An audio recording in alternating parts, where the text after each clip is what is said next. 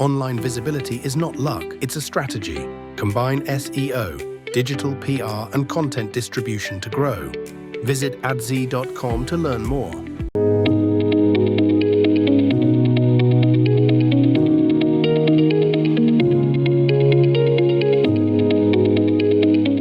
This is you without collaborator. Invisible, just another seagull. And this is you with collaborator. Get noticed in the AI era. Wix Studio, one end-to-end web creation platform for your agency to deliver exceptional work with absolute efficiency. Hi, everyone. Hi, everyone. Great to be here. I'm actually first time in Brighton, so hopefully to have some time in the evening to explore the city a little bit. So today, I'm going to talk about lots of things that are happening before SEO and content and all of this stuff. So my experience is in global marketing and communications across different markets. I'm going to talk today about BlaBlaCar and my 8 years of experience there in communications, and then eventually as an international communications director, helping company grow across several countries. And all these countries were in Eastern Europe, Western Europe, and in Latin America. So we're going to travel a bit today. So global marketing usually looks really organized in decks, right? So imagine if you're working in HQ of the global company. So BlaBlaCar is the biggest carpooling platform in the world. So basically it's like Airbnb for long distance car traveling.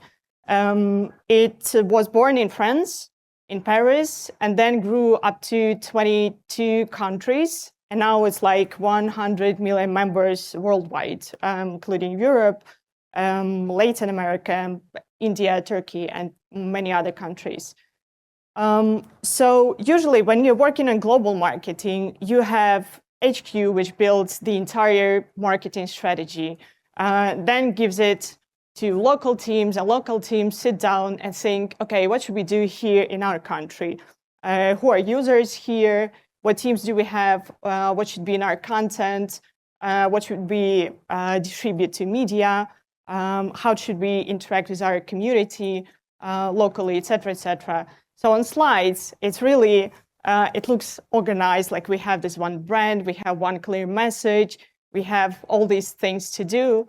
But then when we launch the campaign, it usually looks like this. So many local markets trying to fit the tight deadline. They launch the marketing campaign. They probably share some creative stuff to other countries because messages could be, a bit similar from country to country. They are waiting for deliverables from the HQ, which is always a bit messy because the HQ is usually busy with delivering so many different things to local teams all at once. So it's usually messy. And the main question usually global marketing teams ask themselves really regularly is like, how do we keep this one brand voice, which is global, when every market has different timeline, different budgets, different teams locally, and different opinions basically as well, because local teams, their main job is to make sure our global brand strategy fits and our local customers understand who we are, trust us, and love us as a brand, basically. So I brought you some stories today. There are 5 of them about basically global marketing from BlaBlaCar.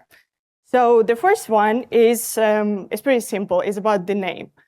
So BlaBlaCar, as you already know, it started in France, in Paris. And it started from this name. Does anyone know French here? So it says covoiturage, and in French, it literally means carpooling.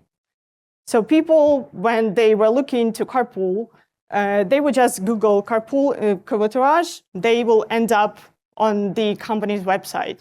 That's ideal situation for SEO, right? Like the best situation ever. But BlaBlaCar was thinking about scaling, and there was no way we go with this name to any other country who doesn't speak French, like to, I don't know, Spain, Germany, the US, the UK. So BlaBlaCar was born. So it's a bit funny and long story, but generally, the name BlaBlaCar was based on people's behavior. So basically, it's about how chatty people are when they are traveling in the car with someone. So if the person is like blah, it means they love traveling in silence. Blah blah, somewhere in between, depending probably on a companion. And blah blah blah is like people who talk all trip long. So we created this name, but every name needs context, especially the weird one like this. And this situation was really nice for us because we used every opportunity. So BlaBlaCar on the market is maybe around 15 years, maybe even more already. And we still, when talk to media, when write a blog story, when write an SEO article somewhere, when give it an interview, we share the context. So why we decided to create this name. Eventually, we created a product feature based on this name. So people, when signing up, they could tick how blah, blah, blah I am during the car travel with strangers, which was very nice. Yeah, so that really helps to keep the story going without any matter how much the company is working on the market and how it's well known and whether it's like super popular on the particular market. So we are using every opportunity just to remind everyone like why we created this name and how like human-based the company is. So the next story, which was a bit eye-opening for us, is that what sells in Paris, in our hometown, basically, doesn't really sell in for example, Brazil. So as you know, BlaBlaCar was born in Paris. So when we entered the market, when we created the product there, many people already knew about carpooling. So it was like a part of the routine. And for example, when people were thinking about planning a trip to another city, they were thinking about trains, about buses, and about carpooling. So moreover, when they use, for example, Google Maps, BlaBlaCar was already integrated into Google Maps. So it was like a part of their traveling routine, basically. When we entered Brazil, we understood that the market is completely different there. So people there have no idea what carpooling is. So we entered back in 2014. In 2015, Uber entered Brazil with another term, ride sharing. And then someone brought from global brands another terminology, which was car sharing. So Brazilian people were a bit confused. So we understood that there is no way we'll just take all the Paris-based strategy, all Paris-based messages, and we'll just launch the campaign in Brazil. It's not going to work. So what we did is we just started from basics, and we started from education. So we basically taught people what carpooling is, what BlaBlaCar is, because if people don't know your product, they don't trust it. So they won't care about that. So in a few years, Brazil became one of 5 best performing markets for BlaBlaCar. And another best part was that we could easily use content strategies there, SEO strategies there, because as soon as people started trusting, started testing products, starting talking to their friends about the product, they just started using it normally, like naturally, like people in France did. So basically, the lesson we got here is just we took the same story as we had in France, but we just flipped it. We told it differently. We didn't speak about freedom and traveling as people in France knew about BlaBlaCar. So we started from basic, we educated them, and at some point, people just started using BlaBlaCar as, in a way, they used trains and buses before. And another thing here is what was also really interesting is that markets that haven't used your product before, they tend to trust not your brand, but they tend to trust people who've already tried your brand before. So as long as your friends, for example, traveled with BlaBlaCar and they loved it, you're gonna travel with BlaBlaCar as well. You're gonna have a positive experience, and only then you will start trusting the brand. So that was another interesting insight from that story. The third one is about the global campaign. When you launched it across several countries and you have the entire different perception of one big message. So basically, we had this global study. We wanted to understand whether and how carpooling is saving the planet. So we assumed that since people are traveling in one car, so we are just filling out the empty seats, it might be better for our planet to save CO2. Also, we were curious to know how people use carpooling in general, why people love it, why people travel with strangers. It was also interesting to know. So we had all this nice global communications campaign with lots of interesting data, lots of great insights, and we basically pushed the message across 20 countries, European and Latin America. And what we found out, how they perceived this news was really interesting. So Germany, Spain, and France, for example, countries that are located really close to each other, they reacted absolutely differently. So for example, Germany, when they received our study, the main thing they wanted to know is how we got this data. And basically, they wanted to know about the methodology. They didn't care much about people, which was really interesting for us. And the tone of all these publications in Germany was really like kind of a balance sheet tone. So like really structural and neutral without any emotions. So when we launched the news in Spain, Spanish journalists were focused on people, on human stories, on connections.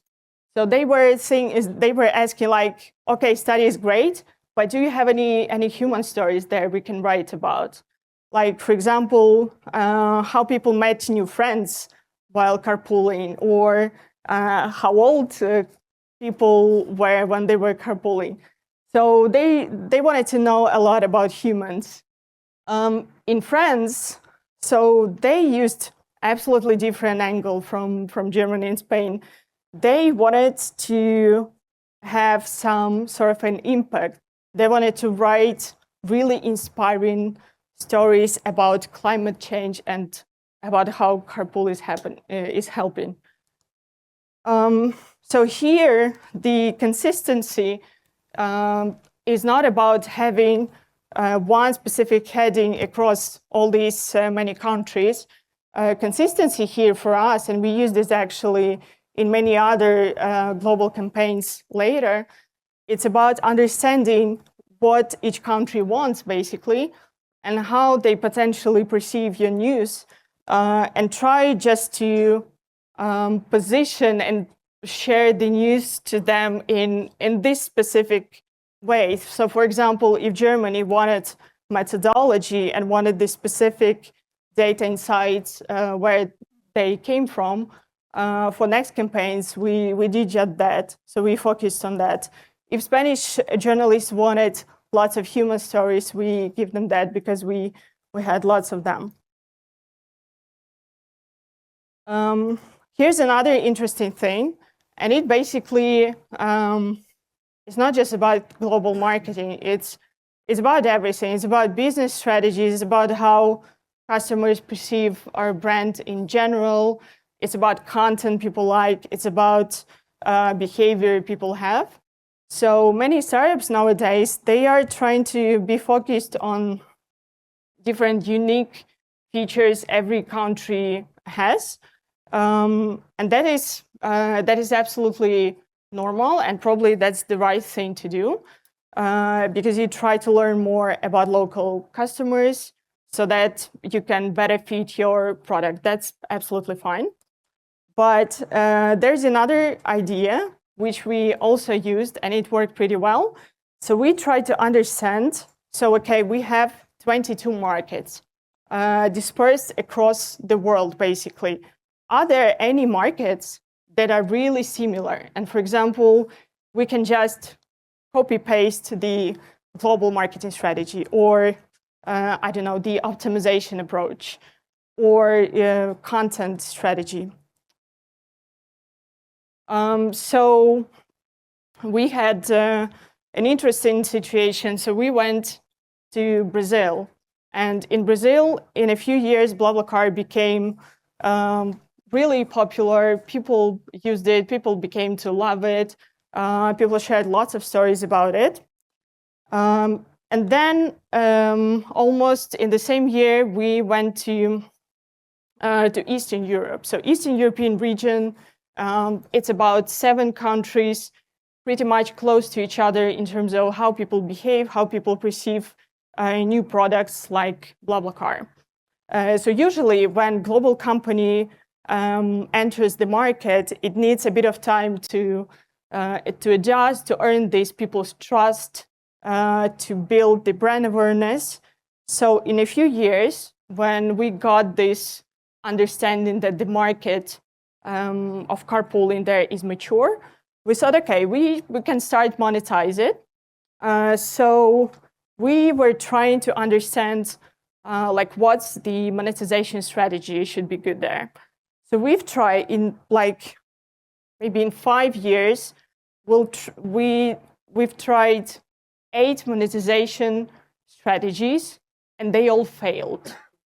And we were keep trying, and the 9th monetization strategy finally worked. So the reason why we couldn't just monetize it right away was that people had this specific behavior with digital products. So for example, people in Eastern Europe, and biggest markets there for BlaBlaCar are Poland and Ukraine. So they use cash. They love cash. They pay with cash for everything. So we understood that, okay, there is no way we can make people pay to digital products online, because that's just not their behavior.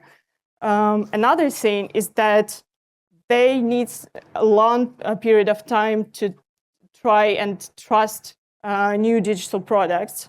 And third one, they really needed this social proof. So they wanted to have more and more people surrounding them who love their product, who love our product, and who basically tested it already and loved it already.